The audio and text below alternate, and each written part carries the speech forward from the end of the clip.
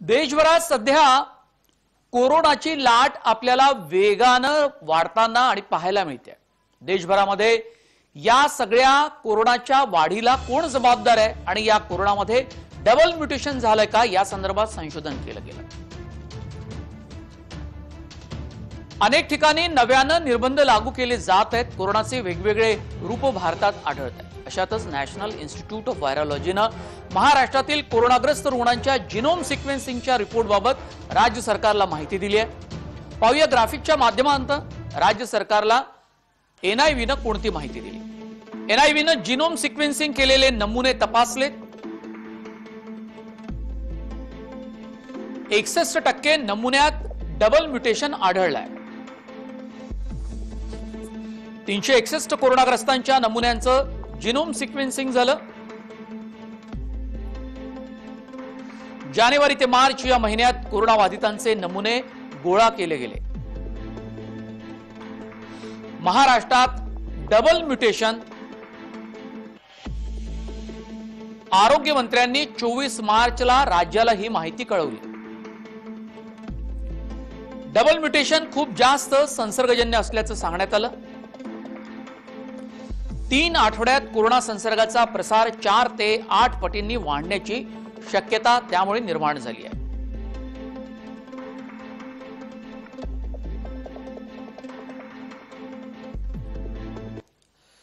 नाशिकमध्ये एक वेगळाच प्रकार पाहायला मिळाला आणि त्यामुळे अनेकांचा मृत्यू झाला। नाशिकमध्ये गेल्या काही दिवसात चक्कर येऊन पडल्यानं 12 ते 13 जणांच्या मृत्यूची नोंद पोलीस ठाण्यामध्ये करण्यात आली आणि हे मृत्यू चर्चेचा विषय सुद्धा ठरलेले आहे। अर्थात अशा प्रकारे मृत्यू होण्याची नेमकी कारणे काय आणि कोणत्या डॉक्टरांनी त्यांना तपासले याबाबत कोणताही तपशील उपलब्ध झाला नसल्याचं महापालिकेच्या वतीनं सांगण्यात आलं। मागच्या 8 दिवसात 13 बळी तर गुरुवारी दिवसभरात 9 जणांचा बळी गेल्याची माहिती समोर आल्यानं हा कोरोनाचा कोणता नवा प्रकार आहे का अशी शंकाही उपस्थित केली गेली। या संदर्भात डॉक्टर अशोक थोरात नाशिकचे जिल्हा शल्य चिकित्सक आणखी माहिती देत आहेत।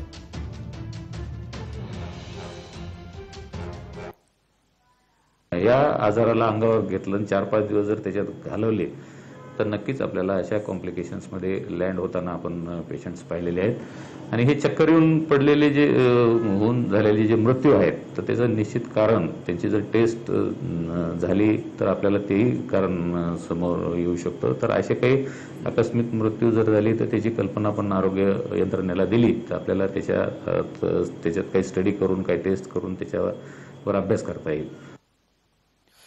हापकिन्स संस्थेस भारत बायोटेक कडून तंत्रज्ञान हस्तांतर पद्धतीनं कोवॅक्सिन बनविण्यास केंद्र सरकारच्या विज्ञान आणि तंत्रज्ञान विभागानं मान्यता दिली आहे। केंद्र सरकारनं ही परवानगी दिल्यानं महाराष्ट्रात मोठ्या प्रमाणावर लस उत्पादन सुरू होऊ शकते असं सांगून मुख्यमंत्री उद्धव ठाकरे यांनी पंतप्रधान नरेंद्र मोदी यांचे आभार मानले आहेत। विज्ञान आणि तंत्रज्ञान विभागाचे सचिव रेणू स्वरूप यांनी आज मुख्य सचिव सीताराम कुंटे यांना पाठवलेल्या पत्रात म्हटलंय की या संदर्भात वैज्ञानिक तज्ञांच्या समितीनं केलेल्या शिफारसीनुसार ही मान्यता देण्यात आली आहे। कोवॅक्सिन बनवण्यास 1 वर्षाचा कालावधी हा दिला गेलाय।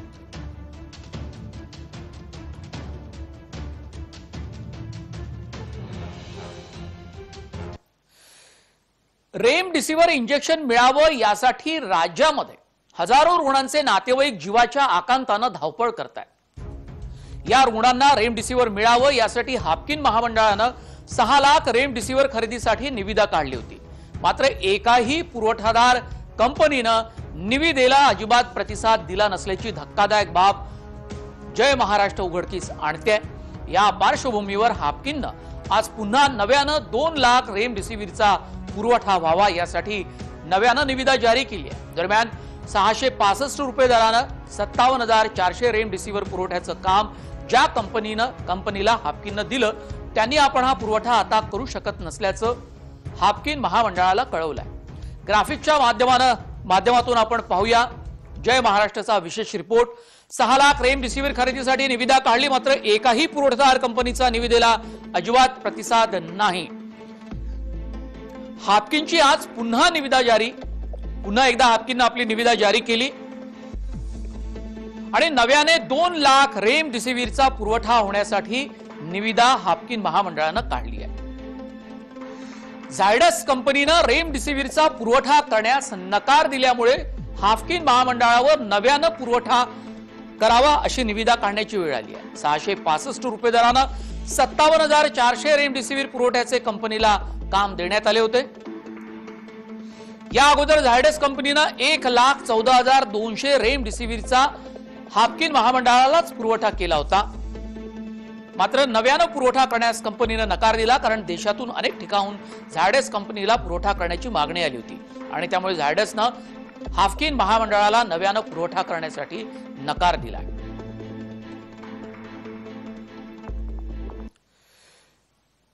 रेमडेसिवीर या इंजेक्शनसाठी राज्यभरामध्येच जीवाच्या आकांतानं रुग्णांचे नातेवाईक सैरावैरा पडताना आपल्याला पाहायला मिळतात.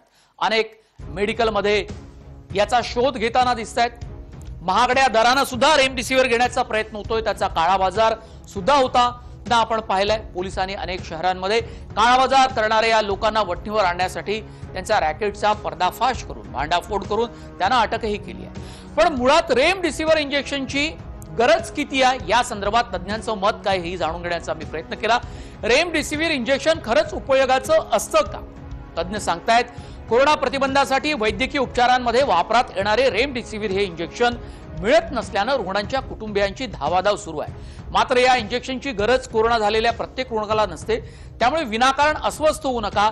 डॉक्टरांना त्यांच्या वैद्यकीय उपचारांची दिशा ठरवू द्या असा सल्ला वैद्यकीय तज्ञांनी दिलेला आहे. पाहूया वेगवेगळ्या वैद्यकीय तज्ञांचं मत नेमकं काय आहे.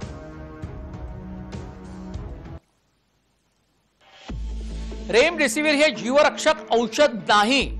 महाराष्ट्राच्या टास्क फोर्सचे अध्यक्ष डॉक्टर संजय ओक यांचं म्हणणं आहे. ते केईएमआर रुग्णालयाचे माजी अधिष्ठाता सुद्धा आहे. रेमडेसिवीर औषधामुळे रुग्णांचा मृत्यू थांबवता येत नाही असं महत्वाचं मत टास्क फोर्सचे अध्यक्ष डॉक्टर संजय ओक यांनी म्हटलेलं आहे. रेमडेसिवीर हे विषाणू विरोधी औषध असल्याचंही डॉक्टर ओक सांगतात. रेमडेसिवीर रुग्णाला संसर्ग झाल्यानंतर 2ऱ्या ते 9व्या दिवसापर्यंतच वापरायचे आहे. 10व्या दिवसानंतर त्याचा काहीही उपयोग होत नाही असं डॉक्टर संजय ओक यांचं म्हणणं आहे.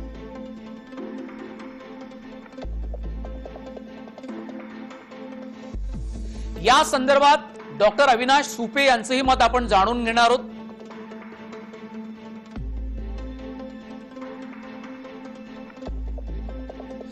पहिल्या 10 दिवसांमध्ये हे इंजेक्शन फायदेशीर ठरते. केईएम रुग्णालयाचे माजी अधिष्ठाता डॉक्टर अविनाश सुपे यांचं मत. ते टास्क फोर्सचे महत्वाचे सदस्य आहेत. रुग्णाच्या लक्षणांची तीव्रता किती आहे यावर या विषाणू संसर्गाचा जोर कमी करणाऱ्या या इंजेक्शनची परिणामकारकता ठरत असते. डॉक्टर अविनाश सुपे यांचं हे मत आहे. टास्क फोर्सने दिलेल्या मार्गदर्शक तत्वानुसार या इंजेक्शनचा वापर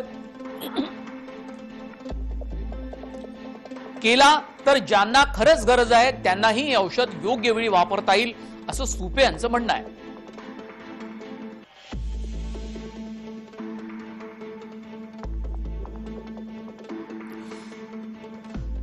वळूया दुसऱ्या महत्वाच्या याच बातमीकडे. रेमडेसिवीरचा तुटवडा अजूनही काही दिवस कायम राहणार आहे. हा तुटवडा 2 ते 3 दिवस राहणार असून तो 20 एप्रिल नंतर सुरळीत होईल अशी माहिती अन्न आणि औषध प्रशासन मंत्री डॉक्टर राजेंद्र शिंगणे यांनी आज पत्रकार परिषदेमध्ये दिली आहे.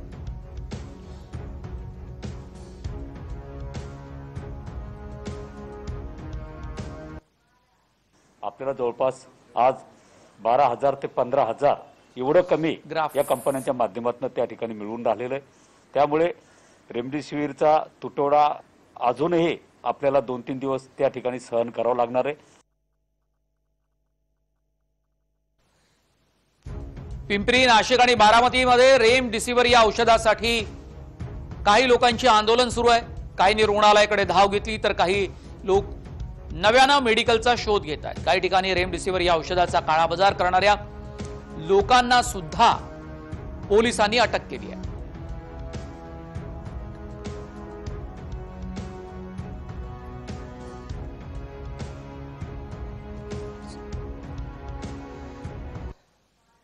रुग्णांना रेमडेसिवीर देण्याच्या दृष्टीनं आपल्याला रेमडेसिवीर वाढवणं गरजेचं आहे आणि त्यानुसार त्यांची माझी आज चर्चा झालेली आहे। 19-20 नंतर हा पुरवठा सुरळीत होईल अशा प्रकारचं त्यांनी मला आश्वासन दिलेलं आहे। ICMR सुद्धा सांगतोय, स्टेट प्रोटोकॉल सुद्धा सांगतोय, या विषयातले जे तज्ज्ञ आहेत त्यांची मागच्या 2-4 दिवसापासून लेख त्या ठिकाणी येत आहेत की रेमडेसिवीरचा वापर केव्हा आणि कसा कशा पद्धतीने त्या ठिकाणी करायचा आणि म्हणून हा जो मेडिकल प्रोटोकॉल रेमडेसिवीरच्या बाबतीमध्ये आहे।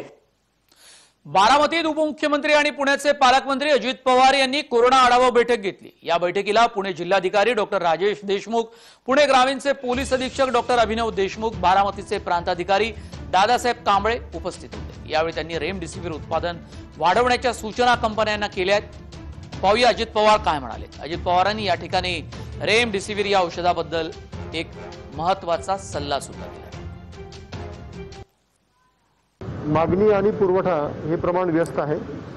आपण परवा एक्सपोर्ट्सला जी बंदी केंद्र शासनाने केली होती, काही पुरवठादार आपण आयडेंटिफाय केले आणि जवळपास 3,500 इंजेक्शन्स दिल्लीवरून रास्त विमानानं आपण काल दुपारी पोहोचले आणि PMC आणि PCMC एरियामध्ये आपण डिस्ट्रीब्यूट केले आहेत। जनतेशी बोलत असताना त्यांना मला सांगायचं की बाबांनो आणि डॉक्टर मंडळींना, विशेषतः खाजगी डॉक्टरांना सांगायचं की तुम्ही पण उत्सुक प्रत्येक पेशंटला रेमडेसिवीर देण्याचा प्रयत्न करू नका, ज्याला खरोखरीच गरज आहे। मी काही वैद्यकीय क्षेत्रातला नाही, मी शेवटी वेगवेगळ्या तज्ज्ञांशी बोलून जे काही त्यांनी सांगितलेलं आहे त्यावेळेस मी ह्या मतावर आलोय आणि म्हणून मी आज त्या अधिकारवाणीनं बोलतो। औरंगाबाद जिल्ह्यात रेमडेसिवीर या इंजेक्शनचा काळाबाजार करणाऱ्या तिघांना अटक केली आहे। पोलिसांना या तिघांनाही जेरबंद करून या रॅकेटबद्दल आणखी माहिती मिळवण्याचा प्रयत्न केला। शासकीय महाविद्यालय म्हणजेच घाटी रुग्णालयातून चोरी केलेली इंजेक्शन चढ्या दराने विक्री होत असल्याचा धक्कादायक प्रकार उघडकीस आलाय। घाटी रुग्णालयातील चतुर्थ श्रेणी कर्मचाऱ्यांसह 2 मेडिकल चालकांनाही अटक करण्यात आली। अनिल भोते असे घाटी रुग्णालयातील चतुर्थ श्रेणी कर्मचाऱ्यांचं नाव असून मंदार भालेराव आणि अभिजित तीर असे 2 मेडिकल चालकांचा सुद्धा यात समावेश आहे। प्रत्येकी 15,000 रुपयाला रेमडेसिवीर इंजेक्शन विकल्या जात असल्याची माहिती समोर आली आहे। कुठल्याही प्रकारची प्रिस्क्रिप्शन नसताना इंजेक्शन चढ्या भावानं विक्री करत काळाबाजार केला जात असल्याची माहिती मिळताच पुंडलिक नगर पोलिसांनी सापळा रचून तिघांना अटक केली आहे।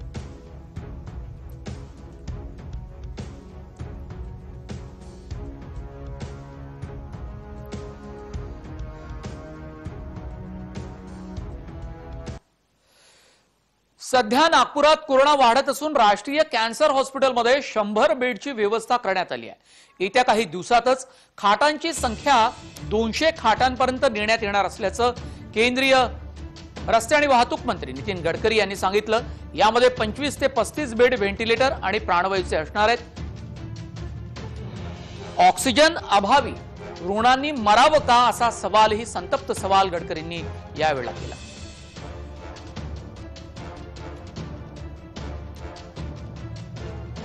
घराच्या घर कोविडग्रस्त लोक होऊन राहिल्यात, त्यामुळे यानंतरच्या पुढल्या 15 दिवसात महिन्याभरात काय होईल याचे काही पण प्रिडिक्शन नाही आहे।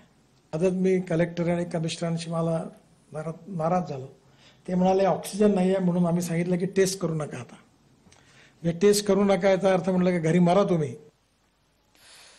अखेर बुलढाणा जिल्ह्यात आज 1 ऑक्सिजन टँकर दाखल झालाय। काल रात्री पर्यंतच ऑक्सिजन साठा शिल्लक असल्याची माहिती निवासी जिल्हाधिकारी गीते यांनी दिली होती। त्यामुळे ऑक्सिजनवर असलेल्या कोरोना रुग्णांचा जीव टांगलेला लागला होता। राज्यातील ऑक्सिजनच्या तुटवड्यामुळे जिल्हावासियांची चिंताही वाढली होती। मात्र आज सकाळी ऑक्सिजनचं 1 टँकर जिल्ह्यामध्ये दाखल झालाय। त्यामुळे जिल्ह्यातील कोरोना रुग्णांचा जीव भांड्यात पडलाय। पुढचे 8 दिवस पुरेल इतका ऑक्सिजन या टँकरमुळे उपलब्ध झालाय। त्यामुळे बुलढाणा जिल्हावासियांनी सुटकेचा निश्वास सोडलाय।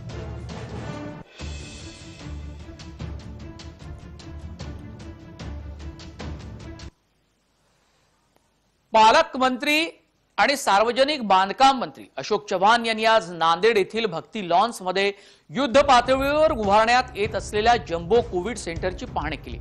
पुढील 3 दिवसात हे सेंटर रुग्णसेवेत रुजू होणार असल्याची माहिती त्यांनी दिली। या सेंटरमध्ये 200 खाटांच्या या जम्बो कोविड सेंटरमध्ये ऑक्सिजन तसंच बायपॅप व्हेंटिलेटरची सुविधा उपलब्ध केली जाणार आहे। पालकमंत्र्यांनी यावेळी जिल्हाधिकारी, इतर प्रमुख अधिकारी आणि लोकप्रतिनिधींशी कोरोना परिस्थितीवर चर्चा केली आणि आढावा घेतला. मंगल कार्यालयामध्ये जवळपास 200 पेशंट्स इथे ॲडमिट करू शकू आपण, अशा प्रकारची व्यवस्था या ठिकाणी करण्यात आलेली आहे. नांदेडमध्ये प्रादुर्भाव हा 2 दिवसात थोडासा ओसरला जरी असला तरी संख्या ही अजूनही तशी आपल्याला म्हणजे थोडंसं काळजी घ्यावीच लागेल. आणि आगामी काळात जर संख्या वाढली तर इथे लोकांना आपण ऑक्सिजनची सोय की आपण पाहिली तर ऑक्सिजनची सोय करण्यात आलेली आहे. बंदी